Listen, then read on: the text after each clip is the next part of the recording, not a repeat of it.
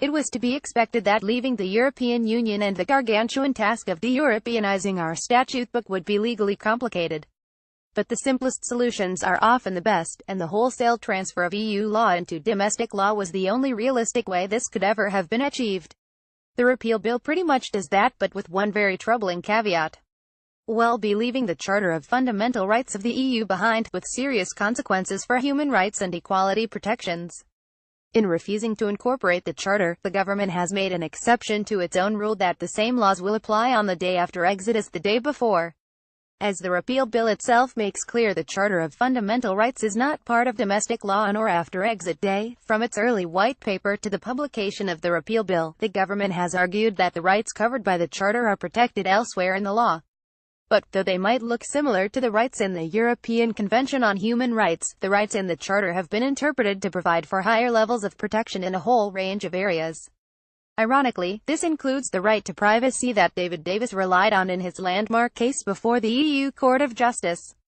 The very same instrument he now says is no longer necessary helped him successfully challenge mass surveillance powers contained in the Data Retention and Investigatory Powers Act back in 2015, but it's not just people's privacy that the Charter protects. There's a right to physical and mental integrity that bans eugenic practices, using the human body and its parts for financial gain, and the reproductive cloning of human beings. There's a right to vocational and continuing training, and another for elderly people to lead a life of dignity and independence, and to participate in social and cultural life. The right to a fair trial contained in the Charter has been used to require EU member states to provide legal aid, and its version of the right to freedom of thought, conscience and religion includes a right to conscientious objection. These rights are nowhere to be seen in UK law. If we leave them behind when we leave the EU, we lose them. Whether you think Brexit is good or bad, losing rights protection in the process is not what anyone voted for. This isn't a radical call for more rights. It's simply about preserving those we already have. So Liberty is supporting amendments to the repeal bill, such as those tabled by a Conservative group led by Dominic Grieve MP, which would retain the Charter as it currently applies. This is an infinitely better proposal than the government's approach, not only for human rights but also for legal certainty and clarity, buzzwords that have accompanied government pronouncements on the repeal bill at every stage. As it stands, the bill suggests that any references to the Charter in pre-Brexit case law should be read as though they are references to corresponding fundamental rights or principles. This is a fudge destined to lead only to uncertainty and confusion. How are we supposed to know which sources these corresponding rights and principles should be drawn from? Would incorporated international law sources make adequate substitutes, or do the drafters of the bill envisage a straight swap between the Charter and European Convention on Human Rights? It's almost as if they don't understand exactly what the Charter guarantees. Take the example of David Davis' case against mass surveillance. The courts have developed Article 8 under the Charter in a far more expansive way than the right to privacy under the Convention.